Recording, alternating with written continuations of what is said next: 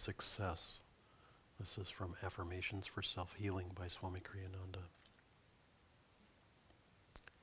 True success means transcendence. It means finding what we really want, which is not outward things, but inner peace of mind, self-understanding, and, above all, the joy of God. Outward success means transcendence also. It means rising above past accomplishments to reach new levels of achievement. Success can mean accepting failure too, when such acceptance helps us to transcend a false ambition. Every failure, moreover, can be a stepping stone to highest achievement. Success should not be measured by the things accomplished, but by our increasing understanding, ability, and closeness to God. And we'll practice this affirmation together now several times. First out loud, then a little more softly, then in a whisper as we take this more deeply inward into the subconscious mind, and finally silently as we offer this up into the superconscious mind.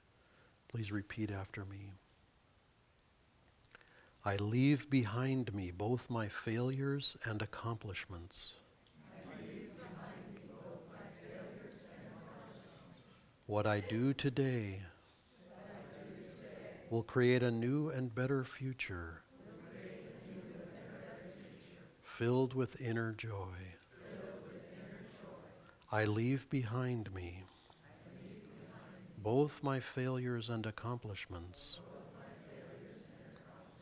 What I do today will create a new and better future, filled with inner joy. Now say this in a whisper and offer this into the subconscious mind. I leave behind me both my failures and accomplishments. What I do today will create a new and better future, filled with inner joy. And now say this affirmation silently and offer it up inwardly at the point between the eyebrows into the superconscious mind. I leave behind me both my failures and accomplishments. What I do today will create a new and better future, filled with inner joy. Pray silently with me. O Creator of galaxies and countless blazing stars, the power of the very universe is thine. May I reflect that power in the little mirror of my life and consciousness. And from Whispers from Eternity by Paramhansa Yogananda.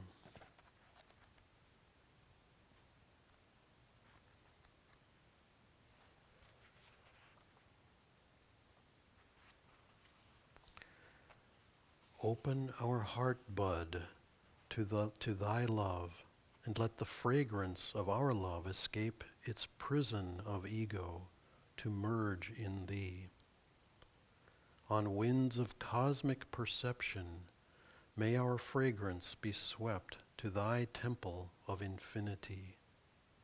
O King of all true ambition, throw open wide thy windows everywhere, in the red cloud at sunset, in the rosy glad clouds at dawn, in the charm-clad dreams of human hopes. Open the doors of all noble aspirations that lead out from our ego mansions onto the vast panorama of thy bliss.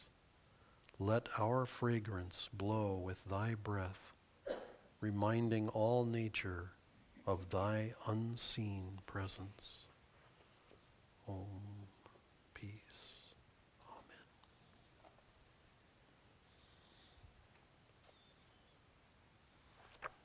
I'm reading today from Rays of the One Light, These are Bible and Gita commentaries. Thank you. Written by Swami Kriya-yoga and based on the teachings of Paramahansa Yogananda. Today's reading is entitled, At the Heart of Silence, the Eternal Word. Truth is one and eternal. Realize oneness with it in your deathless self within. In the Gospel of St. John, these immortal lines appear. In the beginning was the Word, and the Word was with God, and the Word was God. The same was in the beginning with God. All things were made by him, and without him was not anything made that was made. In him was life, and the life was the light of men. And the light shineth in darkness, and the darkness comprehended it not. Human vision beholds individuality and separation everywhere. Divine vision beholds the oneness of cosmic vibration, of which all things, no matter how diverse, are manifestations. Cosmic sound, the Word of God, and cosmic light, these are eternal. The world as revealed to us by our senses is illusion. In Autobiography of a Yogi, Yogananda relates an early experience he received of the divine aspect of reality. Sitting on my bed one morning, I fell into a deep reverie. What is behind the darkness of closed eyes? This probing thought came powerfully into my mind. An immense flash of light at once manifested to my inward gaze. Divine shapes of saints sitting in meditation posture in mountain caves formed like miniature cinema pictures on the large screen of radiance within my forehead. Who are you? I spoke aloud. We are the Himalayan yogis. The celestial response is difficult to describe. My heart was thrilled. I long to go to the Himalayas and become like you. The vision vanished, but the silvery beams expanded in ever-widening circles to infinity. What is that wondrous glow? I asked. I am Ishvara. I am light. The voice was as murmuring clouds. I want to be one with thee. Out of the slow dwindling of my divine ecstasy, I salvaged a permanent legacy of inspiration to seek God. Wise are we if we meditate on that experience of Yogananda's and salvage from it even a breath of his inspiration. For quite simply, there is nothing else. As the Bhagavad Gita says in the 7th chapter, I make and unmake this universe. Apart from me, nothing exists, O Arjuna. All things, like the beads of a necklace, are strung together on the thread of my consciousness and are sustained by me. Thus, through Holy Scripture, God has spoken to mankind.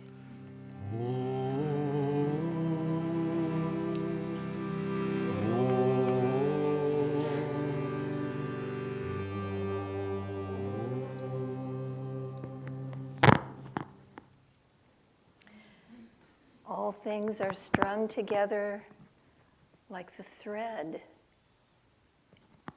in between all of the beads. So this helps us to understand that God created everything out of his own consciousness.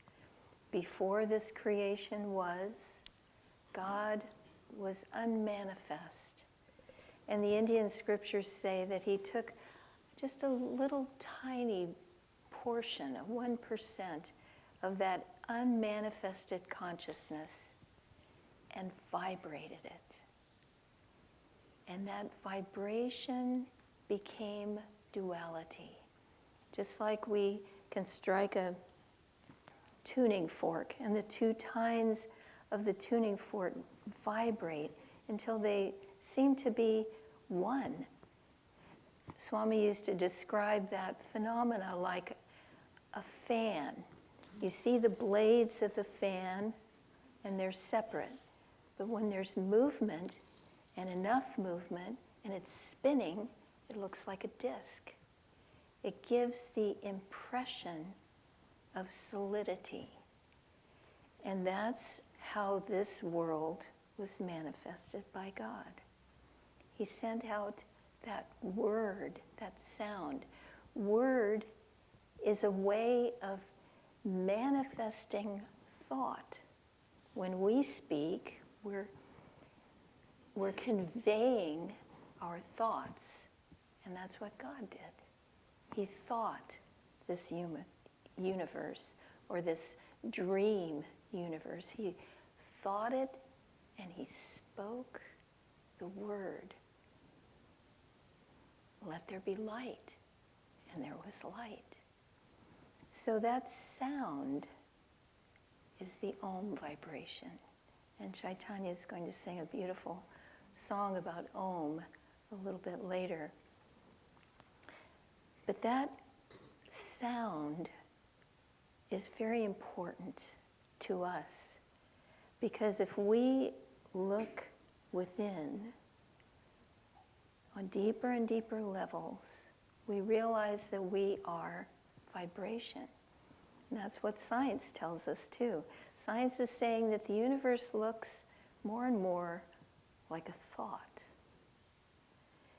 And science also tells us that every atom of creation is full of energy. It's vibrating. It has a vibration. And in our parlance now, we often say good vibrations or bad vibrations. But it's the truth. We are vibrating at a certain level, and that's why sound healing can be so effective. Think of the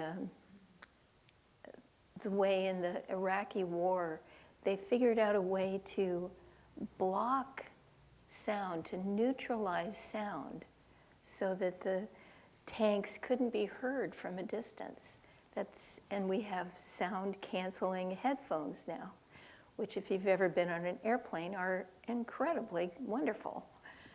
So that sound is something we need to delve into.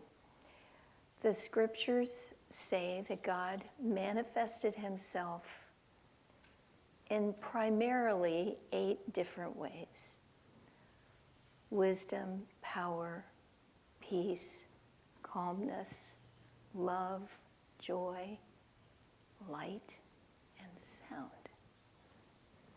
And Yogananda said that the easiest way for us to feel God's manifestation is through sound. Why is that? It's because we are sound. It's because we are vibration. That's why we sing Swami's music. Swami's music, he said he wrote every note to lift consciousness. That was his only reason for writing. And he said it wasn't his music, it came from God. So singing his music helps us.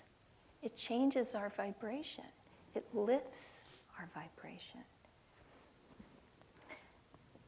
Jeannie Shantz, a friend at Ananda Village, and I used to laugh about Swami's music is the best kept secret on the path because it's so helpful. We've been singing this music for nearly 50 years. That really dates us, but anyway, 50 years.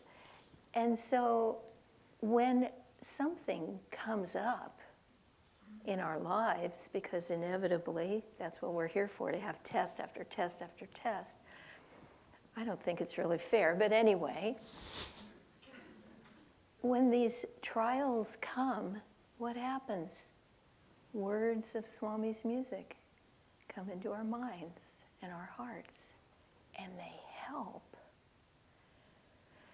So what we need to do is learn to chant, to sing Swami's music, to tune into vibration. Swami would often say that if you wanted to know me, meaning him, listen to my music.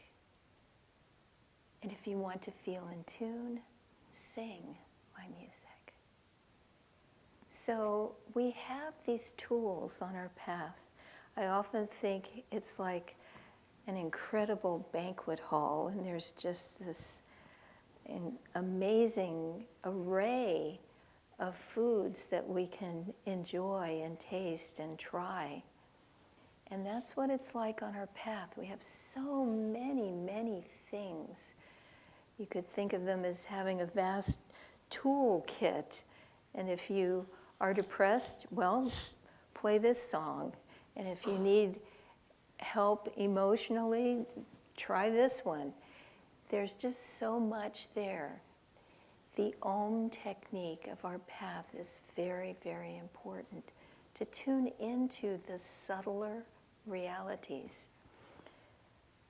God created all of this, all of us, out of his vibration.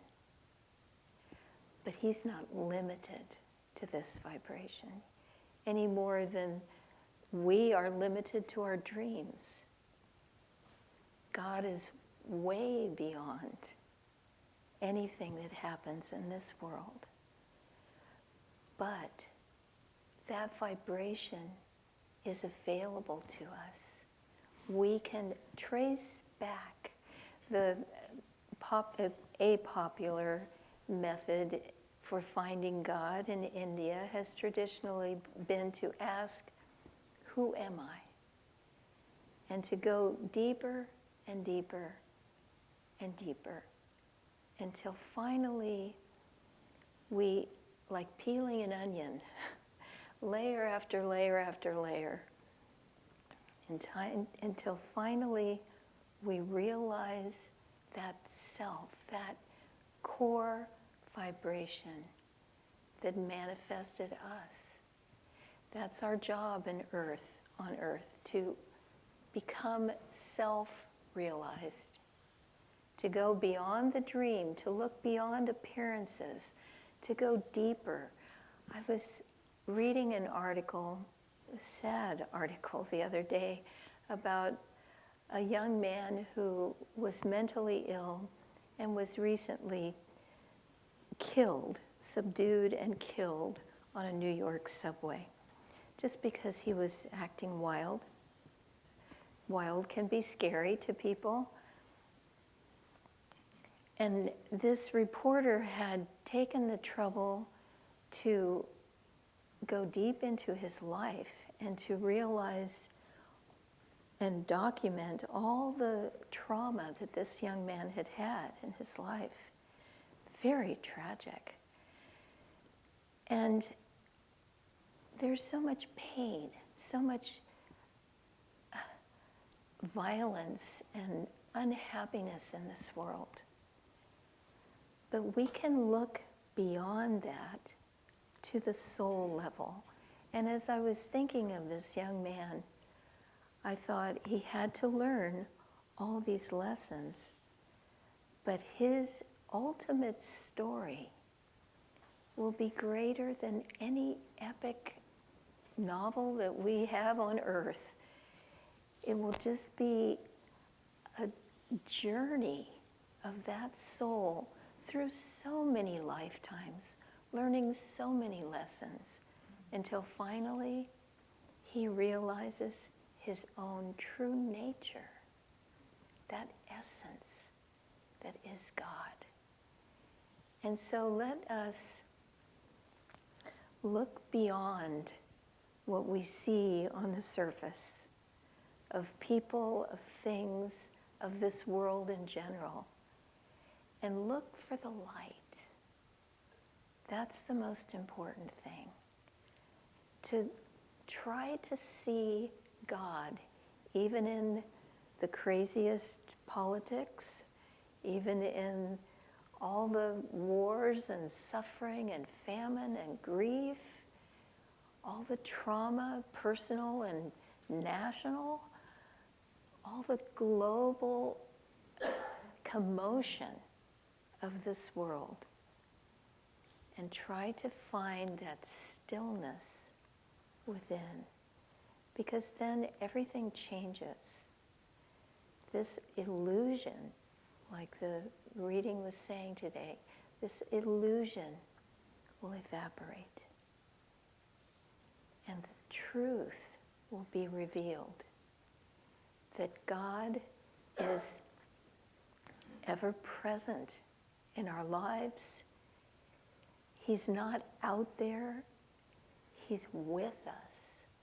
He's experiencing every thought, every feeling, every excitement, every longing, every grief, every trauma. He's right there. Draw Him in. Become more and more aware of His presence. And we will find that this nest of troubles, as Yogananda put it, will be transformed into a nest of joy. And we'll realize that our only purpose on earth is to love and to share that love with everyone we meet.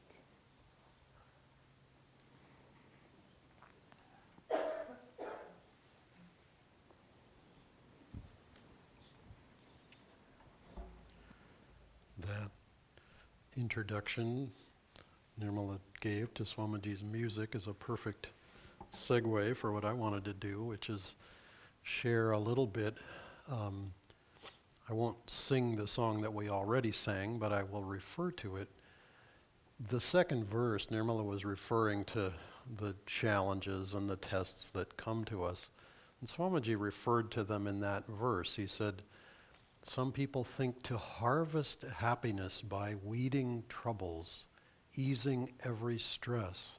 The trouble is that troubles never end. Get rid of one and you face its friend.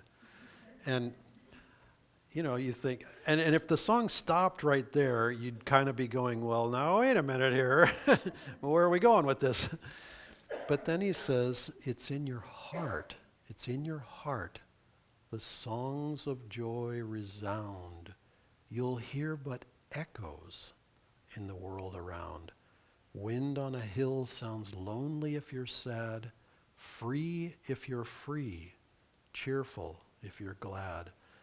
And it's so important to recognize that we don't get rid of trouble by concentrating on it and pushing it aside and trying to sort of eliminate every difficulty.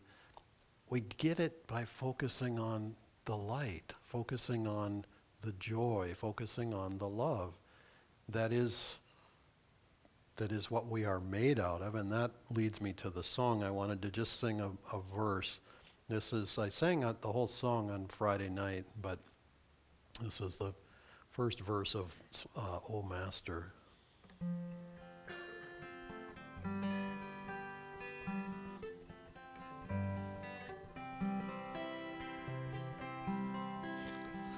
O Master, may thy joy fill our days. O Master, may thy wisdom guide our ways. The time has come for us to see that there's but one reality upon the earth and high above, the truth that all was made from love.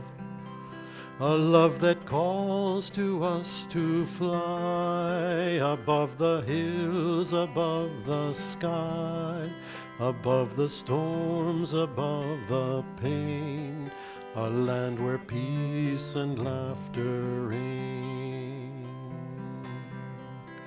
And I could keep on going and going, but I'll stop there.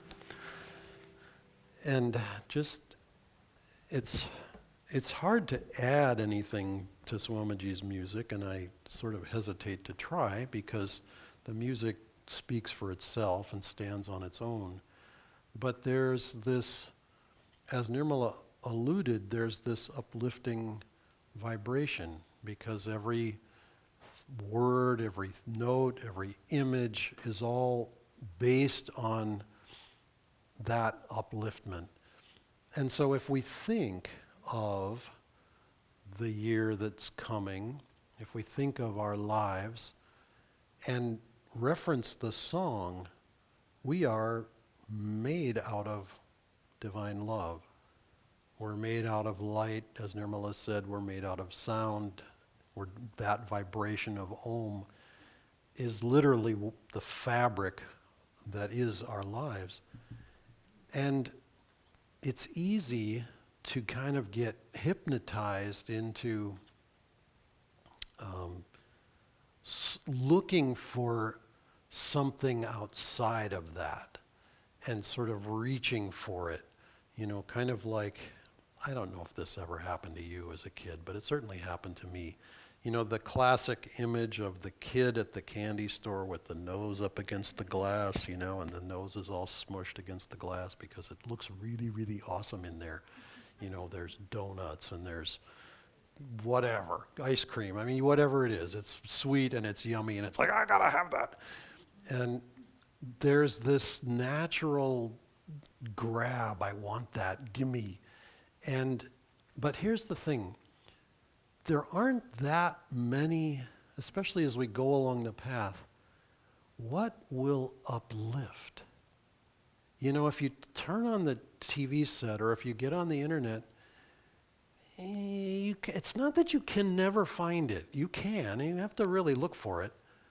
What will actually uplift? Yesterday I spent a few hours with a very dear friend that I don't see very often, and we just had the nicest time. And I realized afterwards, something that I have perhaps thought of before, but I connected to it on a deeper level. He has put in, he just alluded to it. He didn't specify, he didn't sort of, say it overtly, but just, talking about, he said he's involved in a huge project. He's highly responsible for it. And he said, I have a responsibility to meditate deeply every day. But then it was interesting the way he phrased it. He said, to meditate deeply or at least to make a good effort. And I thought, now that is insightful. And Prem sent me a picture of a baseball hat a few weeks ago that had a little slogan on the front of it that said, anything you say or do is fair game for my next sermon.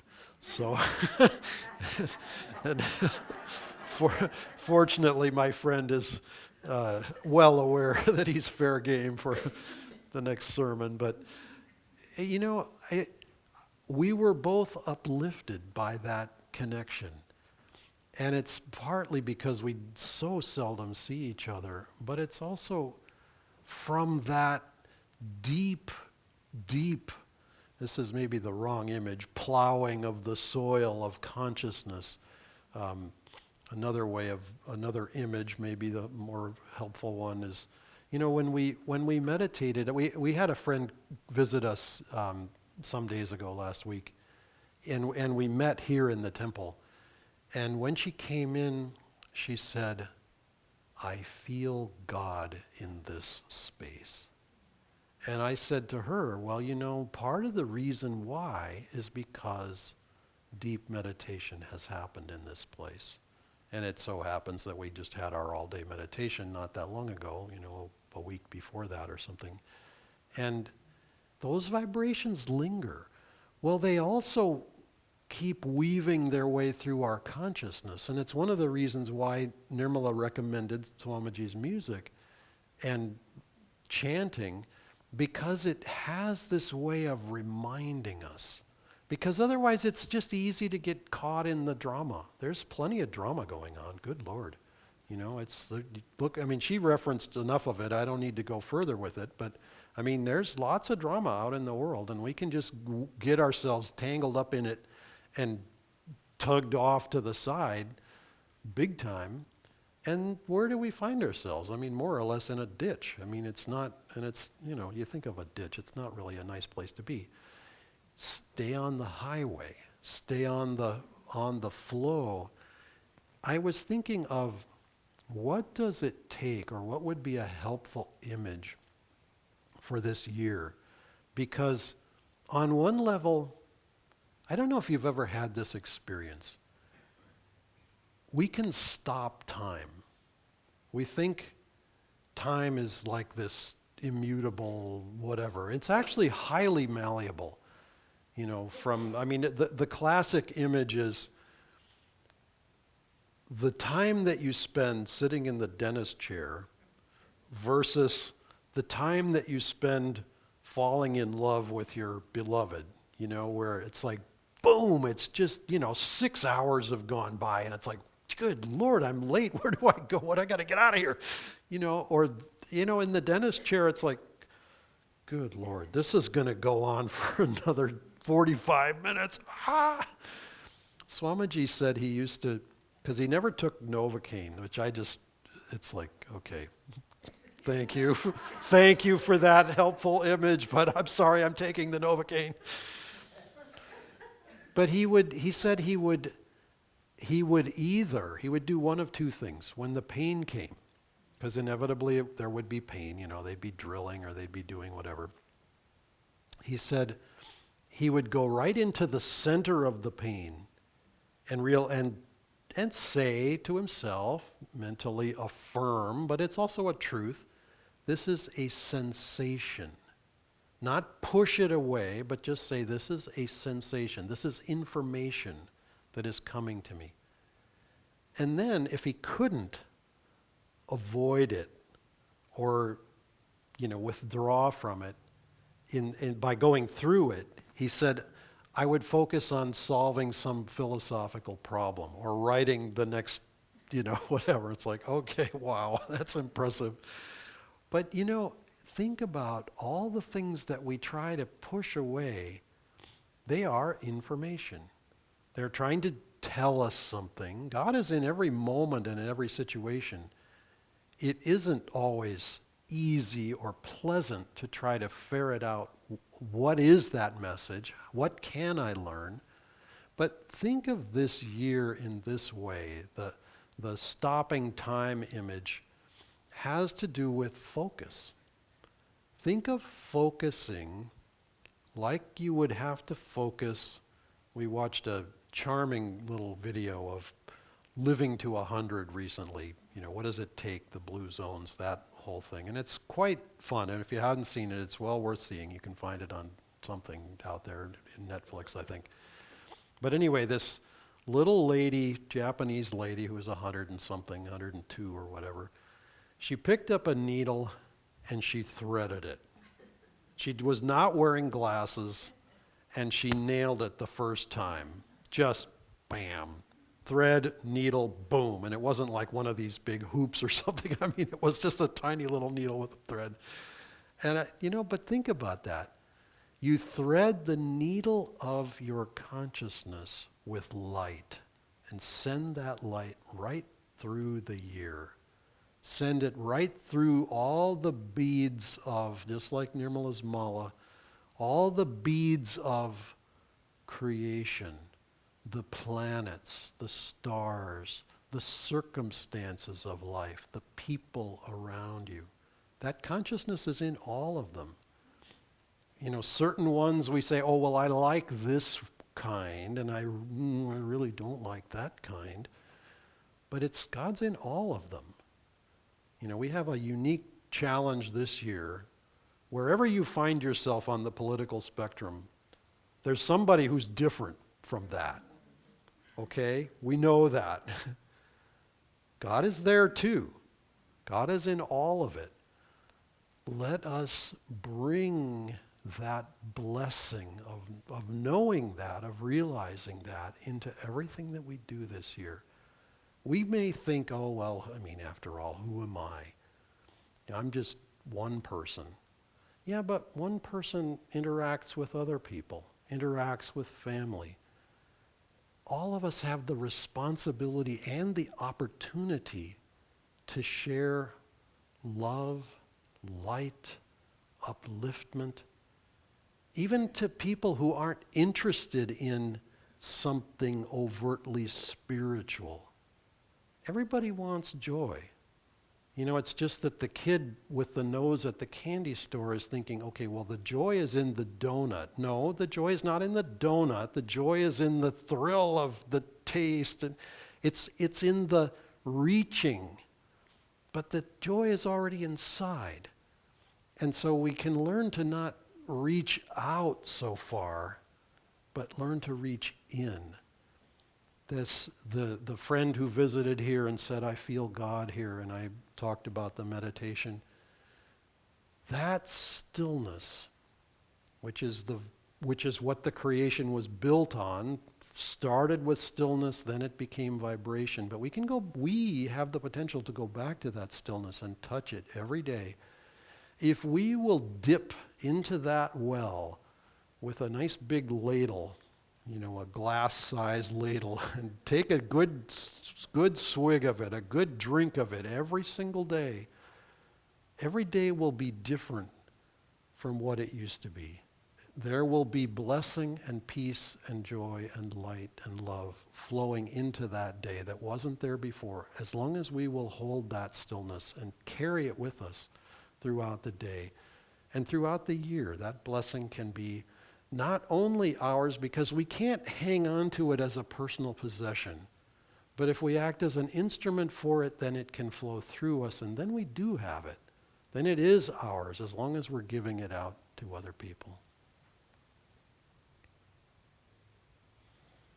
So we'll take an offering, and then as Nirmala mentioned, we're going to have a wonderful song, which is in a rare case, is a song written by Yogananda called the Om Song.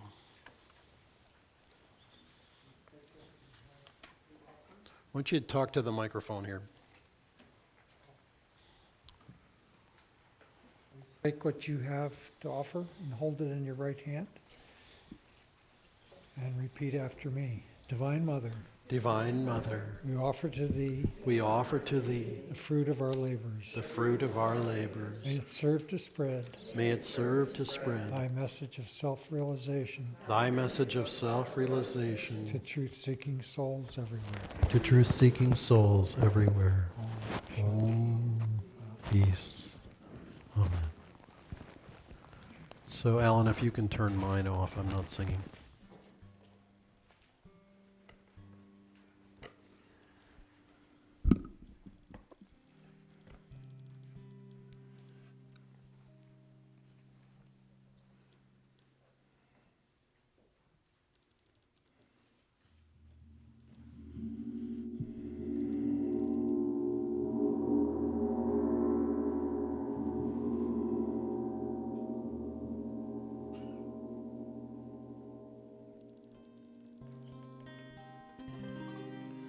Whence home that soundless roar doth come, when drowseth matter's dreary drum, on shores of bliss booming breaks, all earth, all heaven, all body shakes.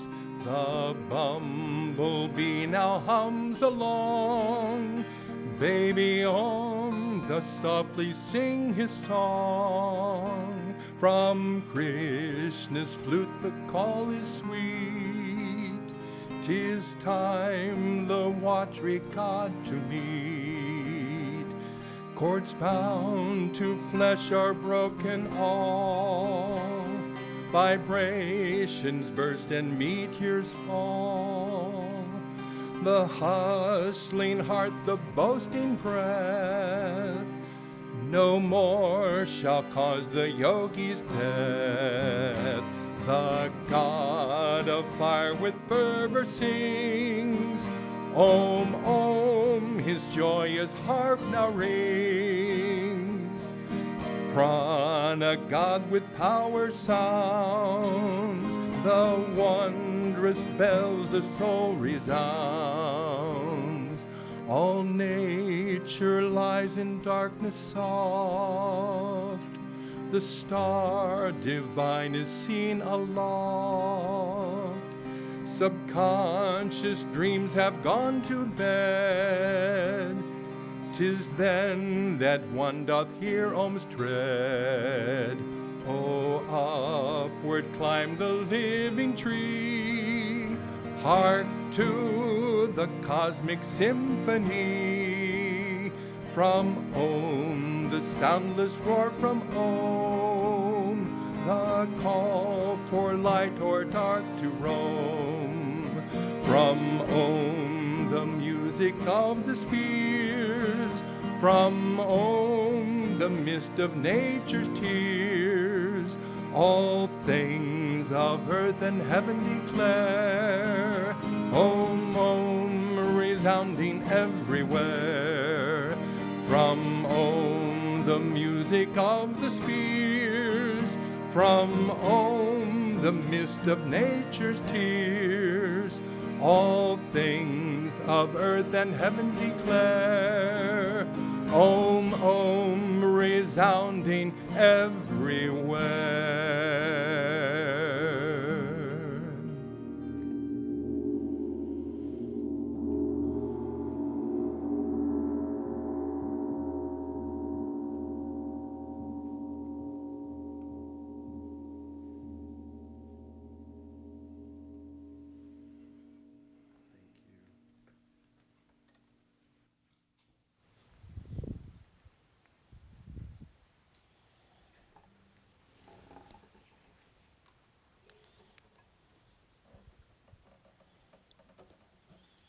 We'll have the Festival of Light now, which is the story of the journey of the soul, which was referenced in the song as well, and a beautiful opportunity for us to embrace the sacredness of that journey.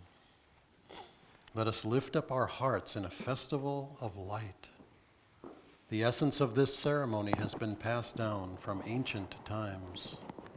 O waves that we are on the bosom of the infinite sea, joyfully together let us celebrate our own greater reality. For now, by God's grace, our redemption is at hand.